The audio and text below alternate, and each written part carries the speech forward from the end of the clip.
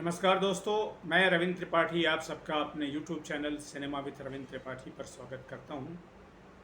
आपसे निवेदन है कि मेरे इस YouTube चैनल को सब्सक्राइब करें, लाइक करें और इस पर अपने कमेंट भी लिखें। दोस्तों, आज मैं चर्चा करूंगा फिल्म मट्टो की साइकिल की, जिसका निर्देशन एम गरी ने किया है। ये ज़्यादा बड़े नाम नहीं है और पर इस फिल्म में एक और बड़े नाम हैं, वो है प्रकाश झा। जी हाँ, प्रकाश झा जो मशहूर निर्देशक हैं, बॉलीवुड फिल्मों के एक हस्ती हैं हिंदी फिल्म उद्योग के।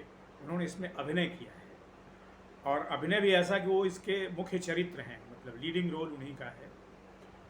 पर इस फिल्म के बारे में और चर्चा मैं करूं उसके पहले मैं बता दूं कि ये फिल्म जो है एक तरह से, हालांकि अघोषित रूप से, ये बाइसिकल थीफ या बाइसिकल थीव्स नाम की जो इटालियन फिल्म है, जो क्लासिक मानी जाती है 1948 वाली, उसका एडाप्टेशन है।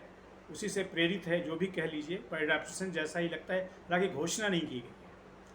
और इटालियन जो फिल्म थी यानी जो है बाइसिकल थीव्स, उसमें एक ऐसे व्यक्ति की कहानी है जिसकी साइकिल चुरा ले जाने पर जो उसे क्या बीतती है, वही इस फिल्म में भी मुख्य विषय उसका यही है।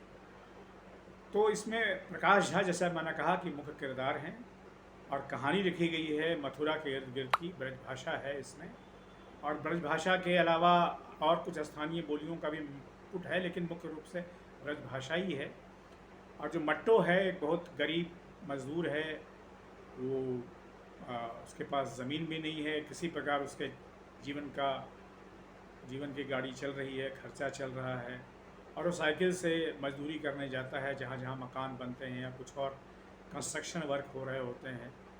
और एक दिन उसकी साइकिल को एक ट्रैक्टर धक्का मार के पिचका देता है। वैसे भी उसकी साइकिल जो है वो खटारा साइकिल है, खस्ता हाल है।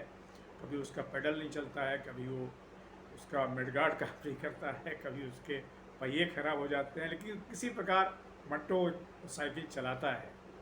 लेकिन जब ट्रैक्टर उसकी साइकिल को धक्का मार के लगभग चकनाचूर कर देता है, तो वो साइकिल उसे बेचनी पड़ती है रद्दी के टुकड़े में।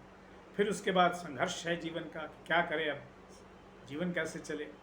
तो किसी प्रकार वो कर्ज वर्ज लेकर के एक नई साइकिल खरीदता है, लेकिन नई साइकिल लेने के बावजूद उसका जो हाल है वो इसलिए और ख़राब हो जाता है कि उसकी साइकिल चोरी हो जाती है। वैसे कहानी को पूरी तरह रिवील नहीं करना चाहिए, लेकिन कुल मिलाकर के ज़रूरी है, इसलिए मैं कह रहा हूँ कि ये, अगर इस बात को आप नहीं समझेंगे तो फिल्म को पूरी तरह नहीं समझ पाएंगे। तो एक गरीब आदमी जिसका जीवन यापन सिर्फ एक साइकिल के भरोसे है, उसकी साइकिल जब चोरी हो जाती है तो क्या होता है।